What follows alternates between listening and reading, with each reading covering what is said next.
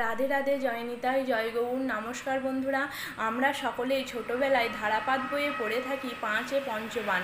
আর এই পঞ্চবান কথার অর্থ হয়তো আমরা অনেকেই জানি না। পঞ্চবান কথার অর্থ হচ্ছে পাঁচটি তীর। আমাদের হিন্দু ধর্মে প্রেমের দেবতা হলেন কামদেব, আর তার কাছে সবসময় পাঁচটি পুষ্পবান থাকে, যাকে এদের একসঙ্গে বলা হয় পঞ্চবান। এই পঞ্চবান দ্বারাই মানুষের মনে বিভিন্ন আবেগের সৃষ্টি হয়। এই পঞ্চবানগুলি হলো, প্রথম হচ্ছে অরবিন্দবান, যা শ্বেত পদ্ম ফুল দিয়ে তৈরি। এটি প্রেমের প্রথম স্তর বা আকর্ষণের সৃষ্টি করে। তারপরে হচ্ছে অশোকবান, যা অশোক গাছের ফুল দিয়ে তৈরি। এটি মানুষের মনে ব্যাকুলতার সৃষ্টি করে। তারপরে হচ্ছে চুরুৎবান, এটি আমের মুকুল দিয়ে তৈরি।